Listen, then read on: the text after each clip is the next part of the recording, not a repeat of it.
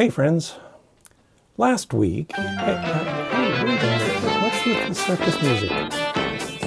Stop that, it's annoying, really, cut it out. That's better, okay. Well, as I was trying to say before getting drowned out by the clowns, last week I posted a counter challenge to Kent Hovind's inane insistence on demanding to debate everyone and anyone. He hasn't earned that opportunity. He doesn't know enough about the science to question it. So instead, I told him to leave me out of it. He doesn't need me. He just needs to sit down and read a real science book.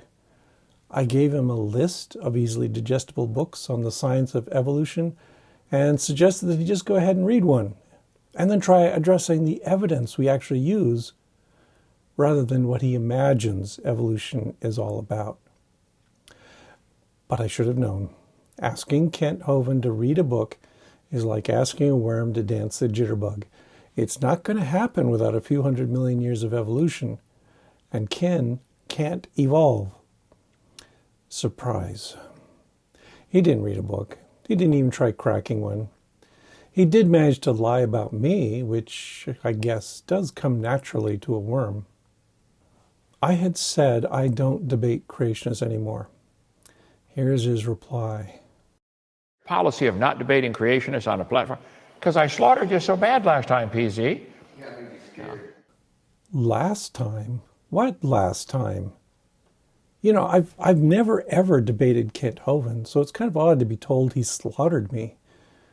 Facts don't matter to Kent. He's living in his own little fantasy world where he's the good guy who always wins when he's actually just a joke.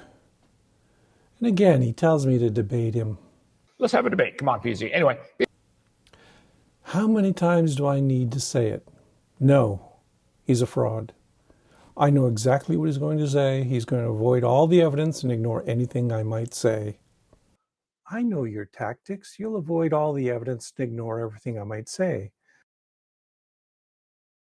Done 260 debates. Would you please show me specifically?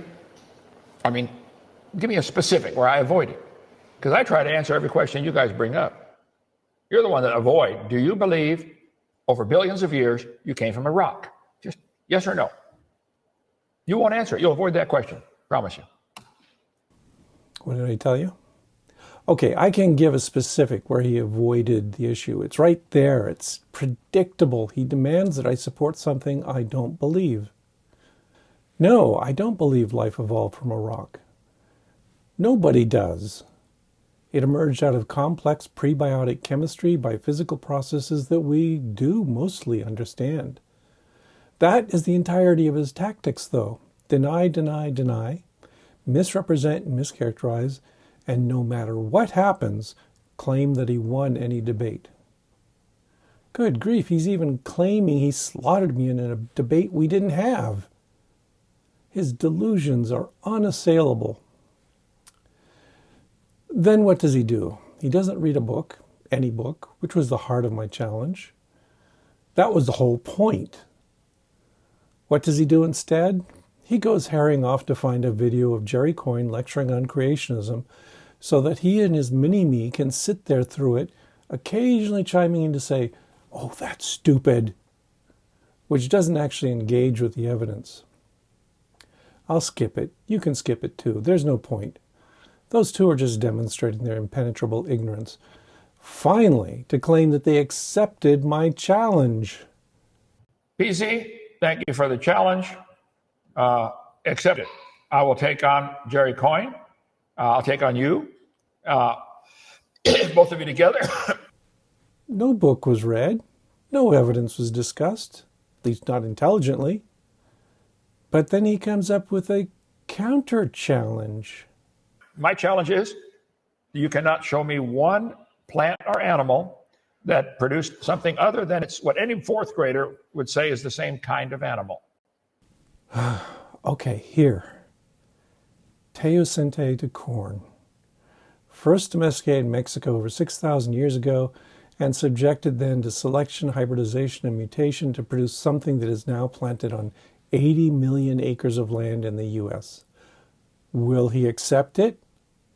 Of course not. He's wallowing in presuppositions that he will never, ever question, no matter how much evidence anyone throws at him. Debating Kent Hovind is futile. I might as well yell at a rock. It would be vaguely interesting if he ever did actually read a book other than the Bible, but there's clearly no sign that he's ever done so in at least the last 25 years. I'll throw another one at him anyway. Here's a good one. The Creationists by Ron Numbers. Yeah, it's a scholarly study of various religious movements and how they've dealt with creationist BS over the past more than a century.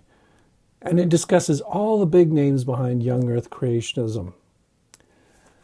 But to put it all in perspective, I looked everywhere. I'm going through this index. I've read the whole book twice now. And Kent Hovind isn't mentioned anywhere. He's master of his domain, which happens to be nothing but a low-rent Bible camp in Alabama. So that's how much influence he's got. Bye-bye, Kent. Have fun lying to the rubes. Oh, well, that was a quick one. Kent is so petty and stupid. Let me just acknowledge the support of my patrons. You know they wouldn't be taken in by such a blatant phony as that fake Dr. Know-Nothing. I feel sorry for his audience, too. You know, all of them could just go read a good book themselves and learn the stuff that Kent Hovind keeps from them. And they could then come out of this experience far better educated. Maybe some will. Maybe there's hope. Okay, talk to y'all later.